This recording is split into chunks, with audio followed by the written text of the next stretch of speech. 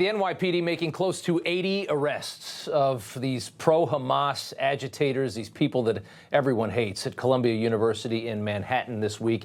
This comes after a library was taken over at the university during finals week recently. They went in, they knew what they were doing. They wanted to screw up as much as they could and damage as much of the learning process as they could and take over a library during finals week when the kids really got to study. It was about a year ago when Americans got to look at just how ugly the left had gotten when these protests started at these universities. And here in New York City, Columbia was a flashpoint of pro-Hamas, pro-terror filth that this country had never really seen before. You see people screaming for the death of the Jews right in the middle of New York City. The mayor, Eric Adams, helping the Trump administration in its goal of ending this nonsense. It's been far too long of this. Earlier today, Adams established a new mayor's office to combat anti-Semitism, and the mayor joins us now to talk about that. And, sir, it's good to have you on. 80 arrests. Thank you very much. I want to start there with the arrests made. I love to hear that that there's repercussions for this and implications for these people. Tell me about, are they being charged? We're seeing them being taken away. Are they being charged? Is there going to be a punishment? Is there going to be enough to stop this nonsense before it destroys this university? Well, there are various arrests that stem from the action that was taken going on to the library grounds, destruction of property. And so the police department is going to process the arrests, and the district attorneys will make the determination of exactly what the charges will be brought to justice for. Are you worried about Alvin Bragg in a situation like this? There are professional prosecutors who are on the scene and on the case. They understand that we have to allow students to go to school, attend school, not be harassed. And as you indicated at the top of this interview, we're talking about young people taking their finals. You know how much stress that could be on someone, and the last thing you want to deal with is outside or any agitator that's going to get in the way of that. Yeah. I walked by the Roosevelt Hotel the other day. I mean, this is 45 in Madison. This is a fantastic area of the city. But as you know, that entire block has been like a slum for 2 years after what Biden did to this country. That hotel was used as a migrant hotel here in New York City. You are shutting this hotel down. And it took you a while to get there, but you've made a decision that I think New Yorkers mostly love. What led you to make that decision finally now? Well, we want to be clear. There is not one neighborhood when you state you have to house over 230,000 migrants and asylum seekers. No one is going to raise their hand and say, put it here, put it here. We need to be clear on that. We were given that obligation. We were not in control of the buses coming in.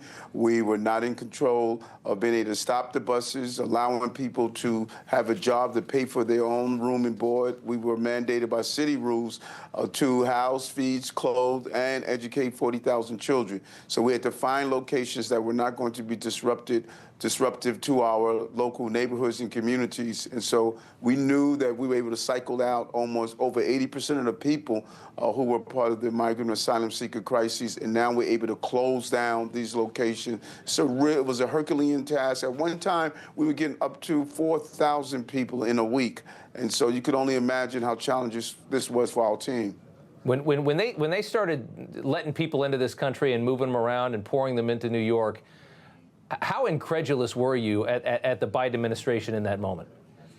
The impact on our city, this cost us $7.5 billion. Those are dollars that should go to the resources of our city. We were coming out of COVID. We had a lot of fiscal cliffs that was associated with COVID, dollars that were no longer going to be around. And so this is going to have long-term impact. Yeah. And that's what angered me when I communicated to the Biden administration. And so I'm pleased now that we see a securing of our borders. The numbers have gone down to a dismal number that was so important to us, and that's what we were calling for, and I'm happy that this administration is doing just that. Yeah, it's certainly getting better, and then we know the border is. I mean, the border is there's nothing coming across now. It's like the best numbers I've ever seen. I want to talk just more about the city here for a second. We've seen these Tren de Aragua cartel gang types. You know, they're fighting with your cops in New York City. I mean, you were a cop. We've got little Hispanic kids running around Times Square robbing people with guns at 15 years old. Is this going to end? Is the NYPD going to be able to remove this from this city? Well, and that's what collaboration is about. Many people, I wouldn't say many people, let me correct that. A numerical minority are stating that we should not collaborate with our federal partners. The overwhelming number of New Yorkers, almost 80%, they identify with the position that I have taken. You commit a dangerous crime in this city. Once you serve your time and convicted, you should be deported from the country. And we have been collaborating and coordinating with our federal partners. HSI has been amazing. The ICE team, they have been amazing. NYPD and all our other law enforcement partners have been amazing on identifying these gangs. As you know, we did a 27-person takedown. These gangs were not only preying on innocent New Yorkers, long-standing New Yorkers, they were preying on other immigrants, you know, taking their documents, forcing some women into prostitution. This was a dangerous group of people, and so those who think this is going to be a safe haven for gang members in this city, they are wrong. I want to ask you this. You spoke out against the migrant crisis. You were one of the early ones to say that this is unsustainable. I was proud to see you do that as somebody that lives in this city. The plan, I thought, was very clear what they were doing. They were importing a lot of people into the country to shore up a future Democrat voting base, and the big cities were going to have to suffer through the pain.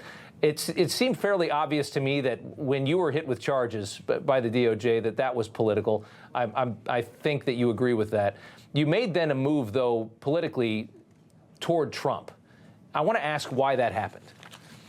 Well, it was very clear that my position on what was happening with dangerous gangs and the overflow of migrants and asylum seekers in the city was the same. Pre-election, it was the same. And I've always told people, I challenged them to find what was I saying pre-election that I didn't say post-election. What I want to, and what I did is thank the president. While he was on the campaign trail, he pointed out the unfair treatment that I was experiencing from Biden's Department of Justice. And President Biden stated his Department of Justice became politicized. The president stated, I stated, and others stated it as well. And I'm consistent on that. And when I went to Washington, I thanked him. While on the campaign trail, he was willing to do so. You know what many people don't realize? I did not meet President Trump prior to that, no more than a simple interaction at an event from time to time. But he knew it was wrong, and he spoke about that, and I thanked him for that. Well, that Southern District in New York, it can be really ugly. We've talked to Devin Archer about what happened to him, you know, and it's there's politicization in that office. You agree? Yeah, and think about this. They said they were solvent. Think about this. Americans need to really understand what that means when someone believes they are solvent. They believe they don't respond to anyone. They don't have to report to the president. They don't have to report to voters. No one is solvent in this country. We all have to report to someone. And just the thought of that is problematic. I want to ask you this. When you were elected, you know, even though I'm a pretty conservative guy, I was actually very excited because de Blasio was such a disaster.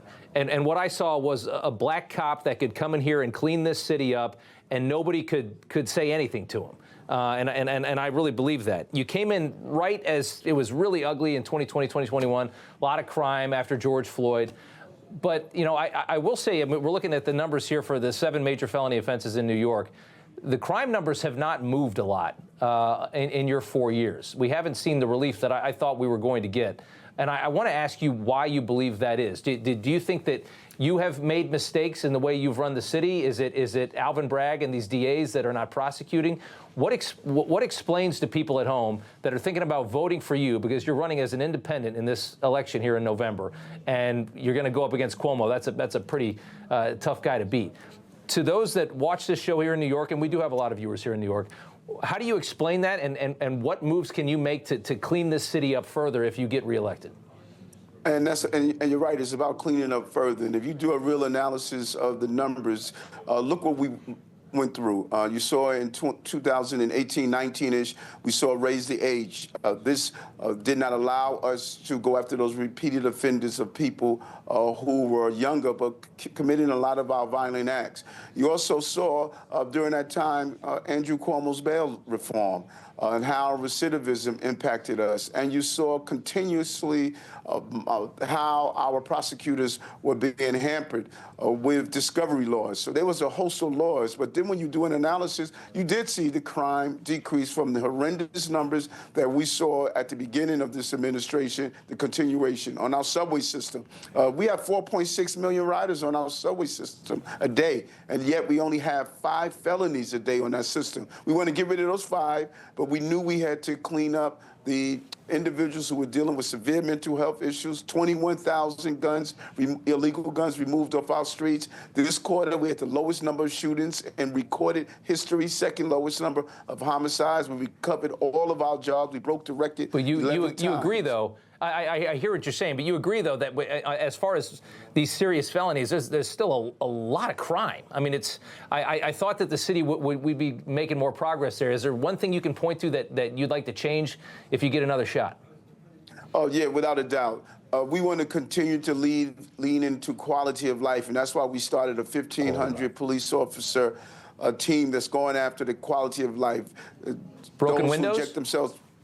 It's not the same concept of broken windows, because it's not about only giving out summonses or making arrests. It's about correcting conditions. That's the theme of policing, correcting conditions. And I really want us to understand this is a city of 8.5 million people. 8.5 million people, and a small number are repeated offenders. We had an officer shot about 2 weeks ago. The individual who shot that officer, those 2 individuals were arrested over 10 times. When you look at the individual who shot a grandmother 2 weeks ago, that individual, about 3 weeks ago, I'm sorry, that individual just stabbed someone last year in a robbery. We have a small number of people that the criminal justice system has created a safe haven for them and allowed them to be repeated offenders in our city. And over again. Yes. You're exactly right about that. That's the biggest problem I think we have crime-wise. Mr. Mayor, thank you so much for taking the time and coming on this show. I know you're very busy. Thank you, sir. Thank you. Take care. You know, everybody's reporting the same stories, the same spin. You turn the channel, it's always the same. But not us. We're different. We report the real news. No spin, just the facts. Turn to us, and you won't turn back. Tune in to Rob Schmitt tonight on Newsmax.